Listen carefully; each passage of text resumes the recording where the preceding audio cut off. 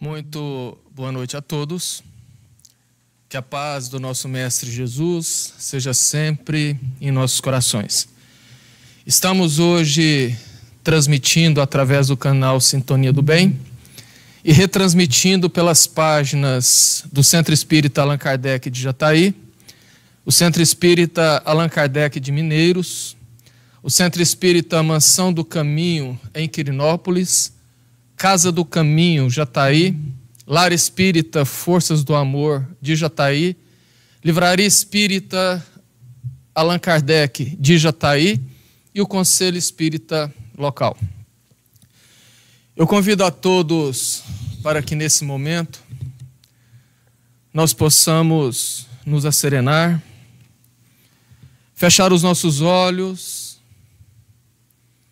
e assim nos conectar com o nosso Pai, agradecendo por essa oportunidade de estarmos aqui reunidos em seu nome, na tentativa de levar a luz do Evangelho a tantos quantos forem necessitados.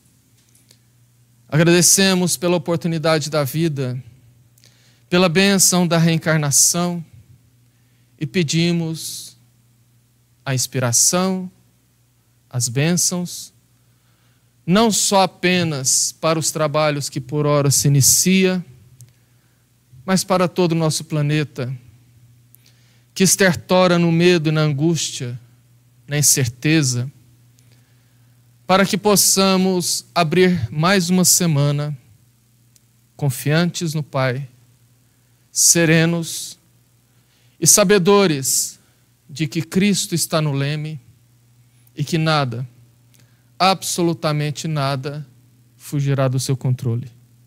Dessa maneira, pedimos a permissão para a abertura dos trabalhos dessa noite e que Jesus nos abençoe.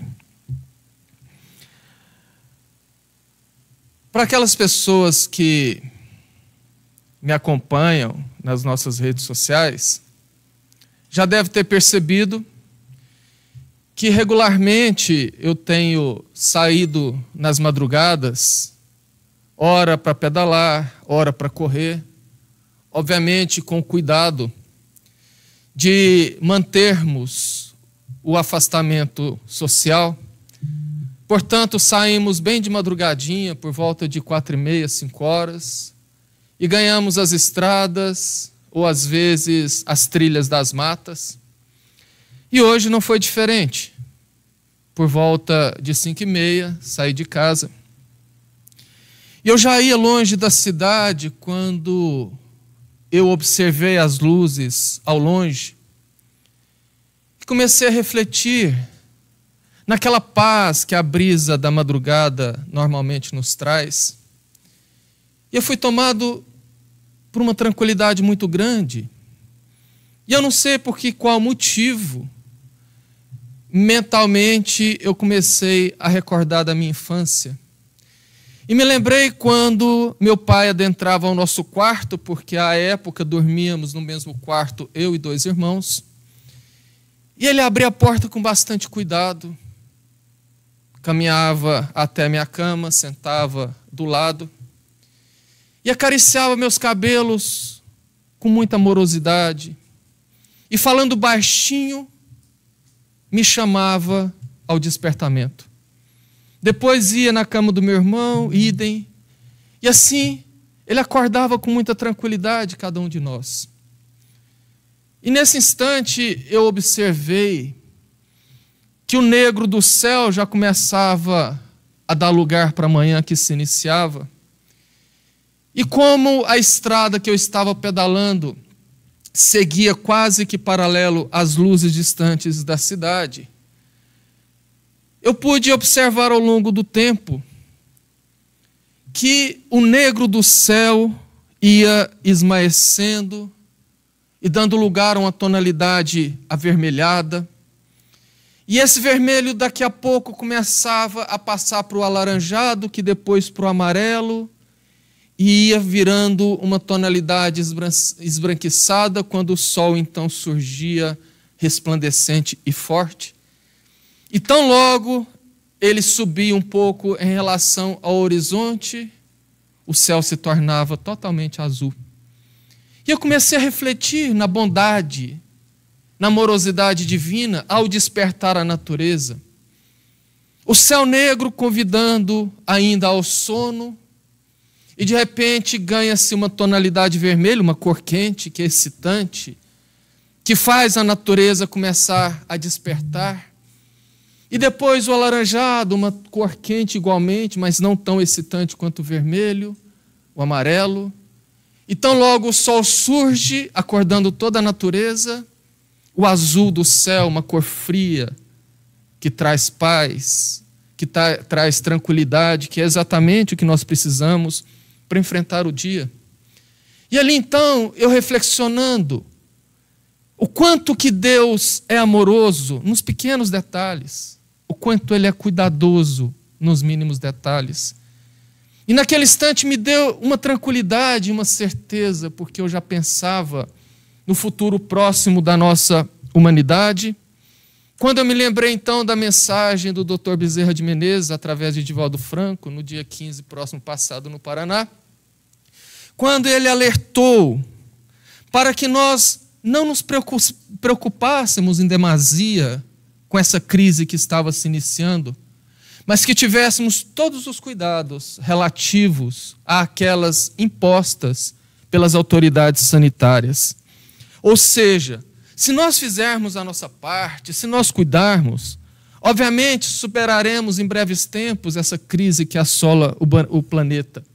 E convenhamos, o momento que nós vivemos nem não é de tamanho vulto, nem não é tão grave quanto se parece em relação a outros que o mundo já passou anteriormente. O que a Europa vive hoje, em especial a Itália, a França, a Espanha e agora começando os Estados Unidos, nada mais é do que resultado da negligência dos governantes daqueles locais em prol das questões econômicas. Ou seja, é sempre o ser humano colocando na frente da vida as coisas materiais. Agora, eu acho que não nos cabe aqui, nesse momento, julgar A, B ou C, ou tecer qualquer tipo de crítica quanto ao comportamento de alguém ou de algum governante, porque fazer intrigas, disputas ideológicas, aproveitar das situações que clamam cuidado para tirar proveito próprio, é inerente à humanidade do nosso planeta. Porque esse é o retrato do planeta que nós vivemos. Isso faz parte do momento evolutivo que nós vivemos. Vejamos, Allan Kardec classificou de maneira didática, obviamente, a evolução dos mundos em 5 categorias. Quando nós falamos de mundos primitivos, é muito fácil a gente entender o que seria um mundo primitivo. Invenção da roda, descoberta do fogo, início da civilização, é muito simples. Quando nós falamos do segundo lugar, ou seja, a categoria da qual nós encontramos agora, os mundos de provas e expiações, também é relativamente fácil entendermos, porque é o mundo que nós vivemos. Agora, quando nós falamos de mundos de regeneração, de mundos felizes, aí gera dúvida, porque não fazemos a menor noção. O que é um mundo de regeneração onde o bem sobrepõe-se ao mal? O que é um mundo feliz onde não existe nenhum resquício do mal? Fica difícil para entendermos porque não temos absolutamente nenhum ponto de referência. Agora, mesmo no nosso mundo de provas e expiações, quando nós vemos esse tanto de gente agindo de determinadas maneiras, que acabamos julgando ou questionamos, prova que a gente não entende. E prova tanto que, às vezes, quando nós lemos na codificação sobre o que é, a grosso modo, o nosso planeta, nós nos assustamos. Como, por exemplo, no Evangelho segundo o Espiritismo, no seu capítulo 3, no item 7, quando anota: pois bem, figure-se a terra como um subúrbio, um hospital, uma penitenciária, um sítio malsão, e ela é simultaneamente tudo isto. e compreender-se-á por que as aflições sobrelevam aos gozos, porquanto não se mandam para o hospital os que acham com saúde, nem para as casas de correção os que nenhum mal praticam. Nem os hospitais e as casas de correção se podem ter por lugares de deleite. Ora, assim como numa cidade a população não se encontra toda nos hospitais ou nas prisões, também na terra não está a humanidade inteira. E do mesmo modo que do hospital saem os que se curam e da prisão os que cumpriram suas penas, o homem deixa a terra quando está curado de suas enfermidades morais. Ou seja, estamos todos no planeta nivelados por uma larga faixa de evolução, numa larga faixa de entendimento, mas na verdade é que a gente é tudo farinha do mesmo saco. Porque se nós fôssemos evoluídos a metade do que imaginamos que somos, não estaríamos mais reencarnados na Terra. E é por esse motivo que temos tanta gente preocupada consigo própria. Tanta gente preocupada com seus interesses ou com seu próprio umbigo. E é por este motivo que sempre nos vemos às voltas com a dor. É por esse motivo que sempre temos tantos problemas e tantos sofrimentos.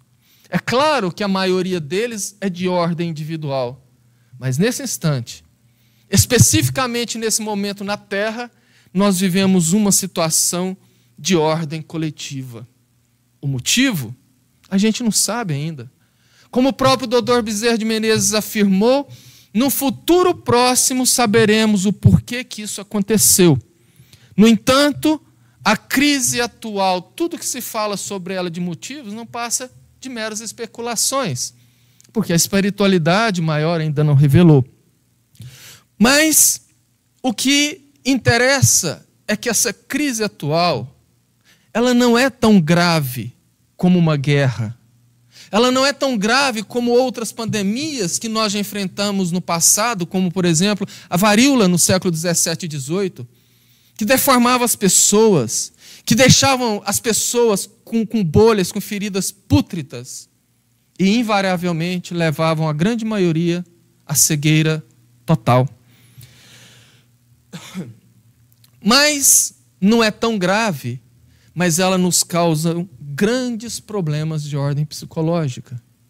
Até mesmo porque a nossa natureza não é de ficarmos reclusos. A natureza humana não é de ficarmos presos ou isolados.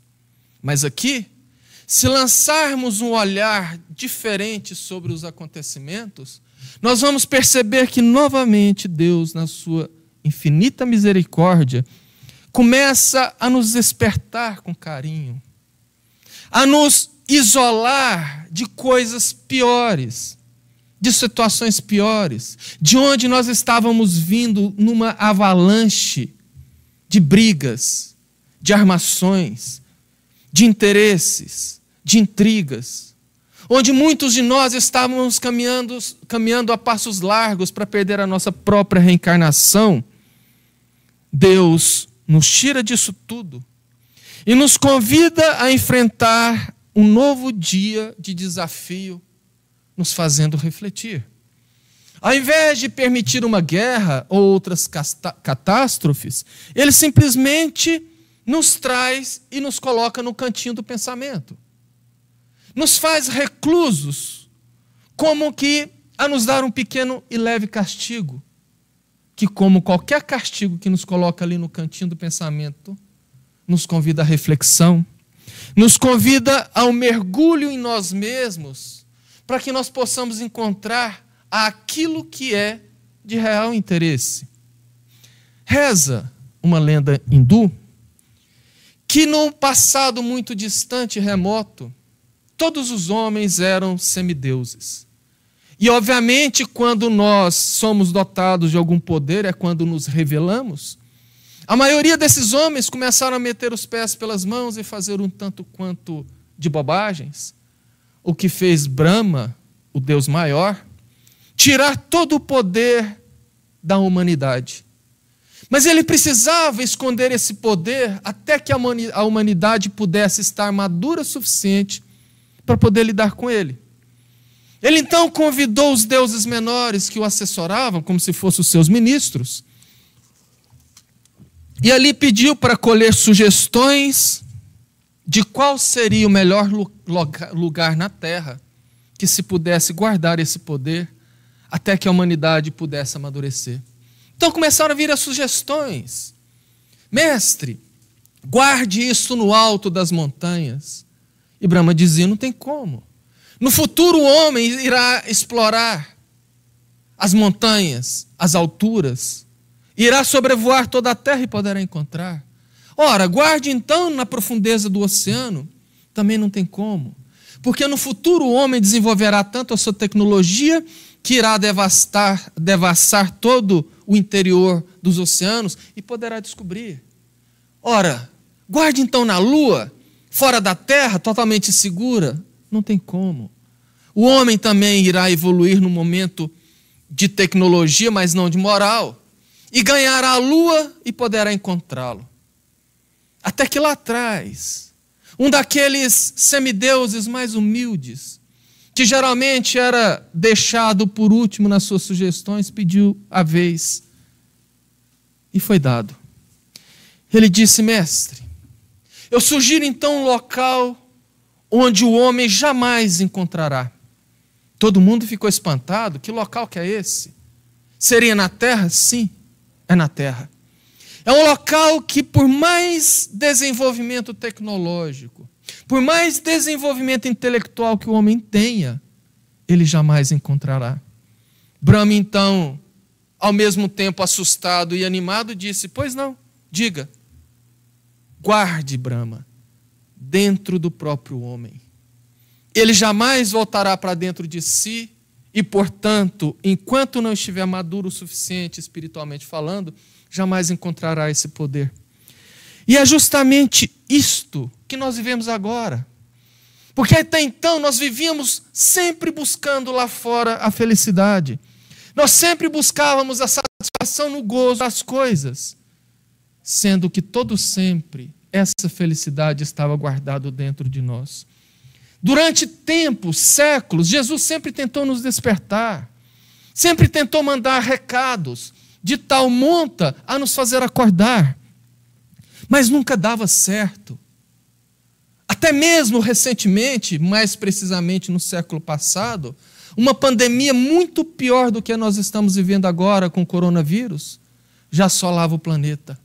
Uma pandemia muito mais destruidora, silenciosa, embora mais lenta, assustou a humanidade até que o coronavírus tomou a frente, que é a depressão.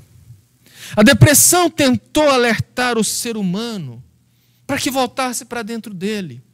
Fruto da insatisfação, ela obviamente veio destruindo vidas, veio destruindo famílias, mas como ela atinge a pessoas de maneira isolada, a nossa cegueira egoística não nos permitiu voltarmos para aqueles irmãos que sofrem, relegando a eles ao ridículo, falando que é frescura, ou que é falta de interesse, ou falta de vontade.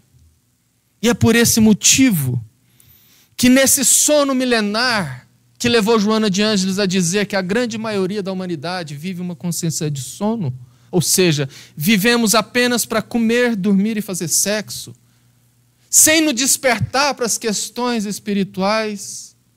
Foi por isto que Paulo de Tarso anotou na sua carta aos cristãos da cidade de Éfeso, e está lá em Éfesios, capítulo 5, versículo 14, quando ele diz, desperta, ó tu que dormes, levanta-te dentre os mortos e Cristo resplandecerá dentro de si. Ou seja, depois de tantos avisos, depois de tantos cutucões, de tantos acenos, como nós ainda não entendemos nada, Jesus finalmente então nos relegou a esse afastamento. Ao afastamento daquelas coisas que estavam exatamente desviando o nosso foco para dentro de nós. Quais coisas são essas? Jesus disse, e Mateus anotou no seu capítulo 6, dos versículos de 19 a 20, não acumuleis para vós outros tesouros sobre a terra, onde a traça e a ferrugem corroem, onde os ladrões escavam e roubam. Mas ajuntai para vós outros tesouros no céu, onde traça nem ferrugem corrói, e onde os ladrões não buscam e nem roubam. É como se Jesus falasse: para e olha para dentro de você mesmo. Esse isolamento que vai permitir com que nós percebamos os problemas, obviamente cada um no seu tempo, obviamente cada um dentro da sua capacidade, mas não lá fora. Nós vamos observar o problema dentro de nós mesmos, porém, nós vamos começar a perceber que essas questões que estavam adormecidas dentro de nós, não estavam exatamente adormecidas, estavam latentes. Latentes e ao mesmo tempo diluídas pelo frenesi da vida em sociedade, pelo frenesi da busca dos prazeres e dos gozos que a vida material pode nos proporcionar. E identificar esses pontos se fazem necessário, porque agora, nesse isolamento, nós vamos lidar diretamente com eles. Vejamos. No livro O Homem Integral, escrito por Joana de Ângeles, através da psicografia de Divaldo Pereira Franco, com base na teoria do professor e psicólogo Dr. Emílio Meirem Lopes, Joana de Ângeles afirma que nós todos somos servidores de 4 gigantes da alma, que nos esmagam, que nos aturdem, que domina e nos tira a alegria de viver, que nos automatiza, ou seja, nos tornam robôs daquilo, impedindo a nossa felicidade. Essa obra, que foi escrita em 1985, parece que foi escrita ontem, para os dias atuais. Segundo Joana de Ângeles, nós sempre nos vemos às voltas com esses principais 4 gigantes da alma. Ela anota, então, que o primeiro gigante da alma a esmagar a nossa felicidade é a solidão. Principalmente nessa época, nós percebemos o quanto a solidão cresce, o quanto as pessoas se dizem cada vez mais solitárias. Os consultórios de psicólogos, de psiquiatras, de terapeutas, estão abarrotados de pessoas reclamando de solidão. Principalmente os idosos, que se sentem isolados e preteridos até dentro das suas próprias casas, até junto com seus próprios familiares. E aqui se faz necessário separarmos solidão de solitude. A solitude é a preferência de querer estar sozinho. É a condição de se manter sozinho, porém produtivo, fazendo alguma coisa. Por exemplo, eu sinto necessidade, às vezes, de ficar sozinho, de isolado.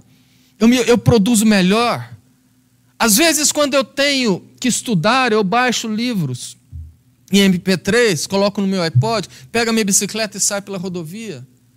Muitas vezes eu me sinto bem, porém produzindo, não me sentindo sozinho.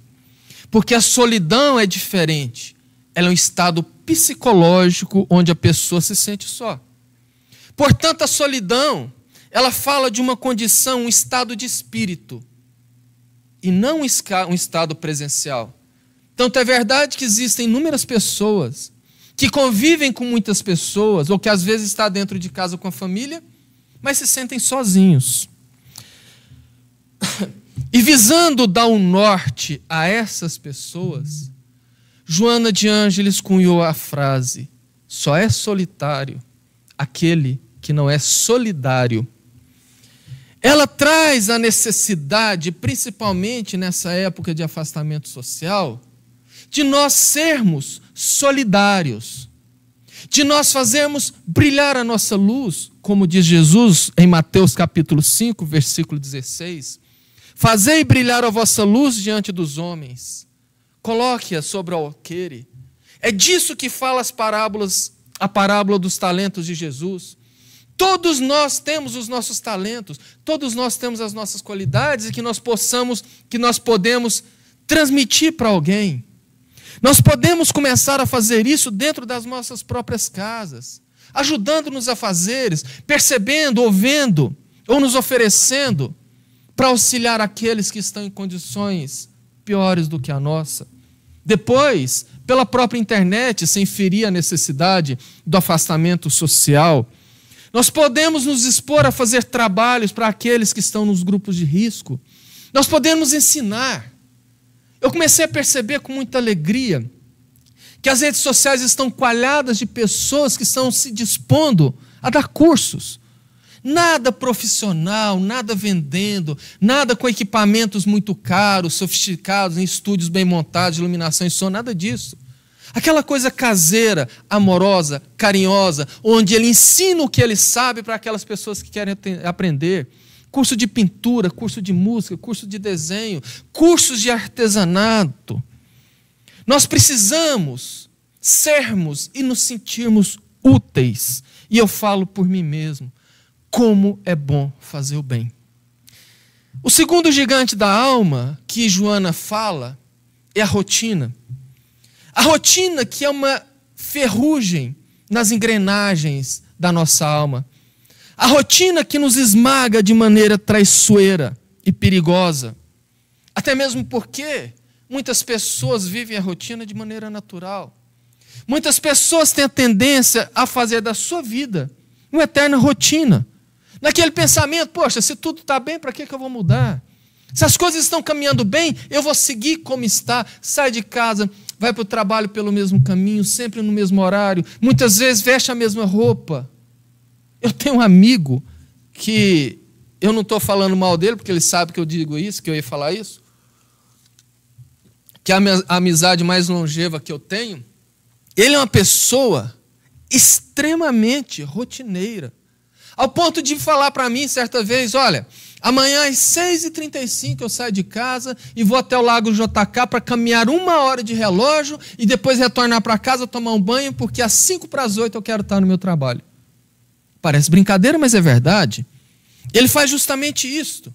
E nesse momento de reclusão, a rotina pode ser um ácido na nossa saúde mental. O dia inteiro improdutivo, de pernas para o ar, naquele marasmo, pode ser muito bom, pode ser muito interessante no começo. Depois de 3, 4, 5 dias, o excesso de rotina, principalmente no isolamento social, pode levar a situações difíceis. Pode levar à inércia, aquele estado de paradão, de não querer fazer nada. E isso descamba para o tédio. A inércia e o tédio nos farão perder preciosos momentos de aprendizado, de atividades nobres ou úteis. Poderá fazer com que o nosso crescimento seja estagnado. Então, seria muito interessante que, para que não caiamos nessa rotina, que nós façamos uma programação diária, uma programação anotada numa agenda, colocando ali destacado a higiene pessoal, o exercício, algum tipo de afazer doméstico, de auxílio. Colocássemos ali um aprendizado, uma aplicação daquilo que nós temos de talento. Façamos isto, mas sem uma maneira rotina. E assim nós podemos deixar de ser esmagados por esse gigante da alma. O terceiro gigante da alma que Joana de Ângeles fala é justamente o medo. O medo, essa emoção básica que garantiu a nossa sobrevivência como seres humanos até aqui, aquela que faz com que nós preservamos a vida, nesse momento nos ameaça. Vivemos um psiquismo muito denso, muito tenso. O medo está no ar, flutuando como vírus, tragando as pessoas e jogando aquelas menos incautas num verdadeiro abismo, nos dominando e tirando a nossa razão. E como o medo se apresenta em várias facetas, ele, nas suas mais diversas manifestações, está causando nesse momento um verdadeiro racha na população, na sociedade e principalmente nas famílias. Porque o medo gera uma reação de autodefesa nas pessoas, como a irritação, como a ira. O mundo moderno, de maneira natural, já promove essas situações de irritação em todos nós. E quando nós pegamos isso e temos amplificado pelo medo, nós começamos a perceber que, na verdade, não é tão ruim assim. Que, na verdade, pode ser um instrumento que Deus está aproveitando, porque Ele jamais perde as oportunidades. Quando Ele promove uma ação, aquela ação tira-se proveito do máximo possível.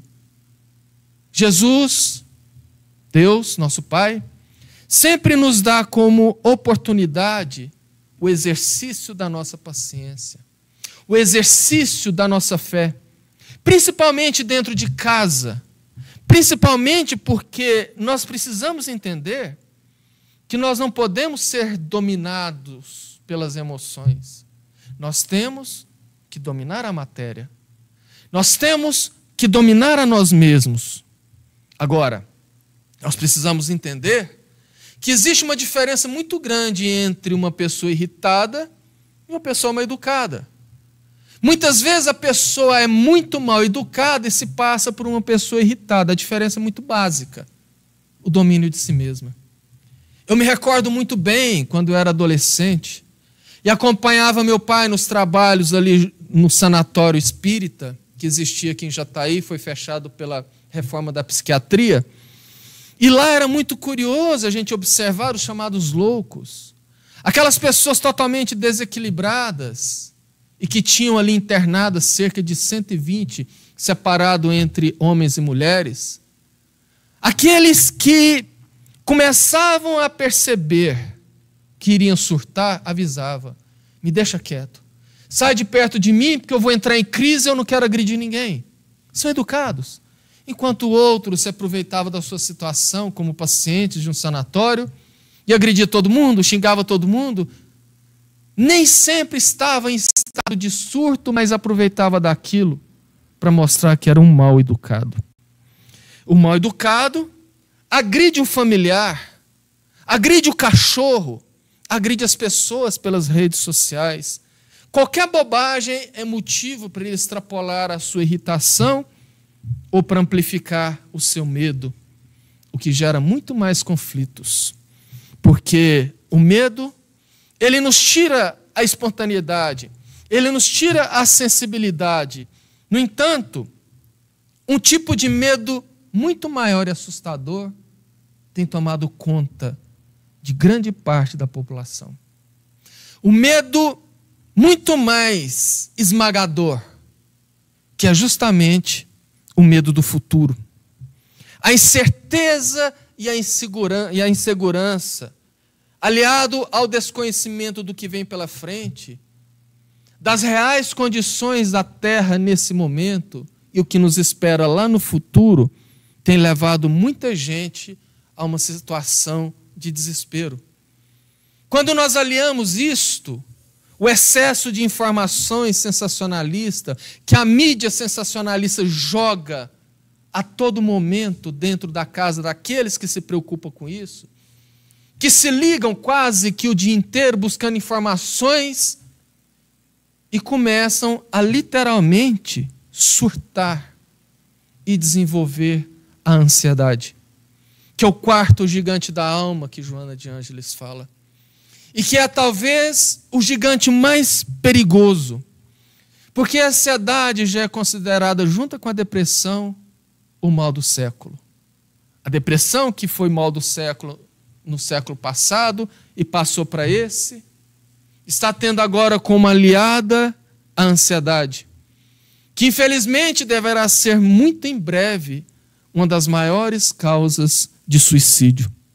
Igualmente, com a solidão, a ansiedade tem lotado os consultórios de psicólogos, de psiquiatras, de terapeutas. Ela atinge nesse momento de isolamento social principalmente duas classes: os jovens, adolescentes e os idosos. Os serviços de saúde têm nesse momento que dividir a sua atenção com os infectados pela Covid-19 e aqueles que sofrem sintomas da ansiedade. Porque a ansiedade traz sintomas, entre tantos, sintomas físicos, dores, taquicardia, sudorese, desespero. E isso lança em tremendo abismo grande número de pessoas.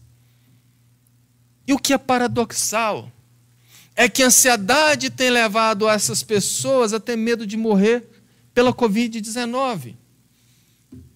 Paradoxal porque, no medo de morrer, eles estão tentando se matar, para não ter que sofrer com aquela gripe. E passam, então, a mergulhar num abismo de sofrimento muito maior, se embrenhar pela porta larga do suicídio. E se o indivíduo viver às voltas de um ou mais desses 3 outros gigantes da alma, juntamente com a ansiedade, terá essa situação ampliada vertiginosamente. É por isso, meus queridos, que Joana de Ângeles nos alerta dizendo que quem ama não adoece. Mas não é que não adoece fisicamente, porque quem ama pode até ter uma doença, mas não fica doente. É o que a Organização Mundial de Saúde assevera. Saúde é um estado completo de bem-estar físico, mental e social, e não somente a ausência de afecções e enfermidades. Alguém diz, mas eu não preciso amar, eu já amo. Eu amo os meus filhos, eu amo meu esposo, minha esposa, meus companheiros, minhas companheiras. Não é esse tipo de amor.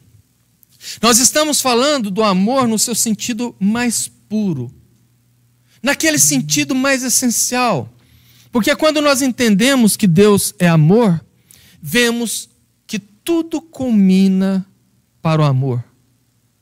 No Evangelho segundo o Espiritismo, no seu capítulo 5, no item 23, intitulado Os Tormentos Voluntários, assinado pelo Espírito Fénelon, ele anota num trecho: vive o homem incessantemente em busca da felicidade, que também incessantemente lhe foge, porque felicidade sem mescla não se encontra na terra.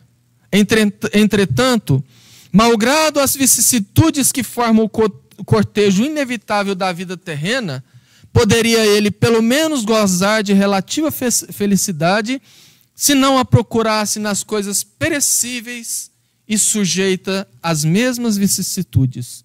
Isso é, nos gozos materiais, em vez de a procurar nos gozos da alma, que são um prelibar dos gozos celestes, imperecíveis, em vez de procurar a paz no coração, única felicidade real nesse mundo, ele se mostra ávido de tudo o que agitará e turbará, e coisa singular.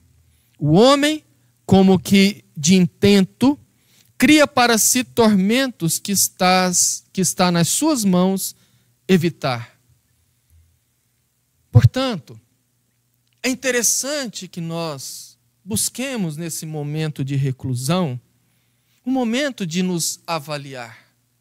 Um momento de, ao invés de avaliar o outro, ao invés de julgar o outro, e aqui eu falo em relação ao nosso lar, em relação ao nosso trabalho, para aqueles que mesmo nessa reclusão precisam trabalhar, que ao invés da gente começar a julgar o próximo, condenar o outro, apontar os erros do outro, que nós passemos a observar a nós mesmos.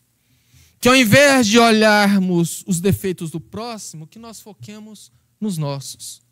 E aqui eu falo em particular a nós, os espíritas. Afinal, ser espírita não é ir no centro, assistir uma palestra, tomar um passe ou uma água fluidificada. Ser espírita é vivenciar o que Jesus nos ensinou. É vivenciar os ensinamentos do cristianismo redivivo que vem através das páginas da doutrina espírita. Só que geralmente o que ocorre é o contrário. Muita gente entra para o espiritismo, mas o espiritismo não entra nela. e como espíritas, nós estamos sendo convidados nesse momento a dar o nosso testemunho. Mas veja bem, é tão tranquilo, é tão suave, que até nisso está sendo tudo mais fácil, porque os cristãos primitivos, quando convidados a dar os seus testemunhos, geralmente era encarando os leões na arena. Hoje não. Nós temos apenas que encarar um vírus, visualmente invisível, e encarando ele simplesmente fazendo o que Jesus nos ensinou. Simplesmente vivenciando aquilo que nós lemos, que nós ouvimos, que nós estudamos. E é interessante que nós comecemos com coisas muito básicas, muito simples, como, por exemplo, respeitar o outro como o outro é. E começa dentro das nossas próprias casas. Nós temos a tendência a exigir que as pessoas sejam como nós gostaríamos que ela fosse. Que ela pensasse como nós pensamos, ou como nós gostaríamos que ela pensasse. Então, que nós exercitemos, nesse momento, a não exigir nada do outro, a não querer que ele faça como nós queiramos, porque é daí que nasce o conflito. Ao invés de exigir, que demos nós o exemplo. Porque ao invés de querer impor algo, uma verdade que nós sabemos para quem ainda não está no tempo, que façamos nós, porque o exemplo ensina, porque o exemplo arrasta. Muitas vezes dentro de casa ou no trabalho, eu quero porque quero que o outro faça isso, porque eu acho que isso é melhor do que para ele. Em outras situações, porque eu quero que o outro abra mão de algo que eu não seria capaz de abrir, ou eu quero que ele se submeta a situações ou a coisas que eu mesmo não me submeteria. Esquecemos que cada um tem seu tempo. Esquecemos que cada um está num estágio evolutivo diferente de nós, numa maturidade espiritual diferente de nós.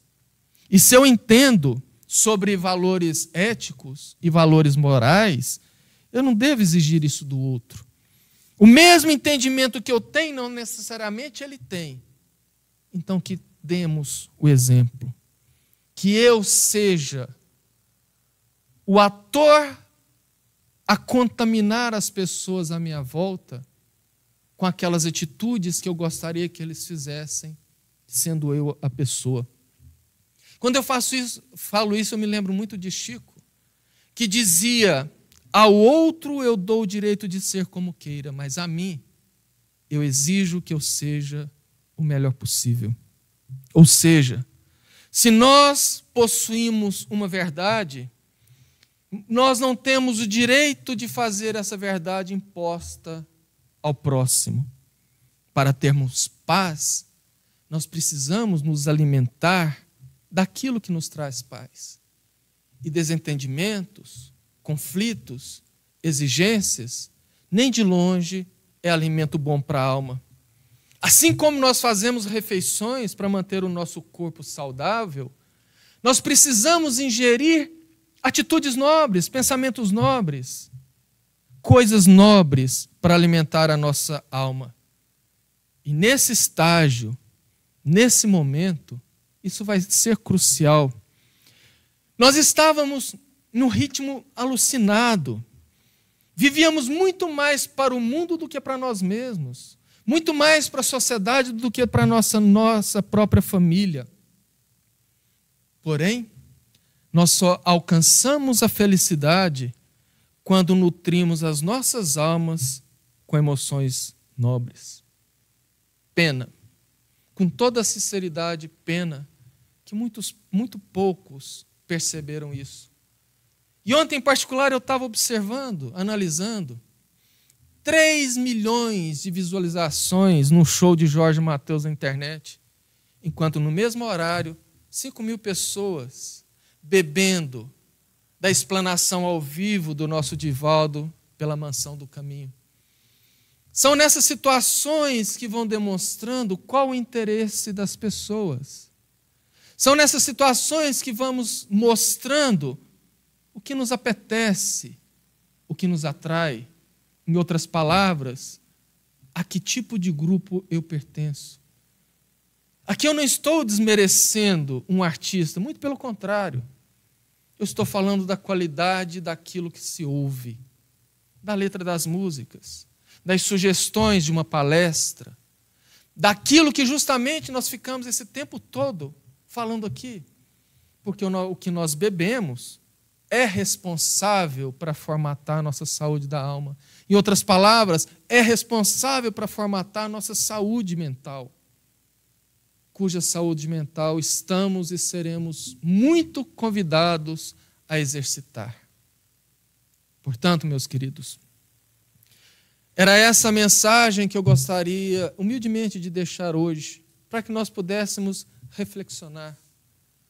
Porque muitas vezes, no meio a essas ansiedades, nós ficamos buscando as respostas muito distantes, esquecemos que o futuro é um local para onde todos estamos indo, mas ele é feito agora. Por isso que Jesus disse: não vos preocupeis com o dia de amanhã. Está lá no Sermão do Monte. Mas basta a cada dia a sua aflição.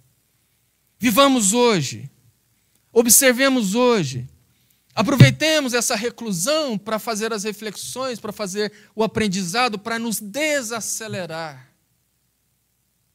Porque quando eu falei de 3 milhões fazendo uma visualização em detrimento de outras poucos, que a verdade seja dita, é que eu tenho observado a quantidade muito grande de pessoas que têm buscado auxiliar, que têm buscado reconhecer, que têm buscado serem solidários, porque, em verdade, o mundo de hoje está muito melhor do que há 50, 100, 500 anos atrás. O problema é que muita gente fica focada apenas nas notícias ruins. O problema é que a mídia, para ganhar audiência, fica focada apenas em mostrar desgraças, dores, sofrimentos, que é o que uma pequena parcela das pessoas buscam. Porque também quando nós vislumbramos que a população do nosso Brasil já passa dos 200 milhões, 3 milhões de pessoas que se arrumam para ficar em casa para assistir um show falando de vícios, de traição, de sexo vulgar, não representa nem 5% da população. Porque, na verdade, a grande massa não estava assistindo o Divaldo, mas estava fazendo outras coisas úteis. Basta a gente compulsar e vamos perceber. Mostrando que, na verdade, muita gente já está despertando. E é isso que nós precisamos. Desperte, ó tu que dormes, e volta para o teu interior. Porque esse é o caminho para que nós possamos singrar esse momento dorido, de medo e de angústia, mas que com toda certeza não está a matroca. No lembrem dessa grande nau está Jesus, o Cristo. Que nós possamos ter uma excelente semana. Muito obrigado pela participação, pelo carinho, pela atenção, e que Jesus nos abençoe. Obrigado.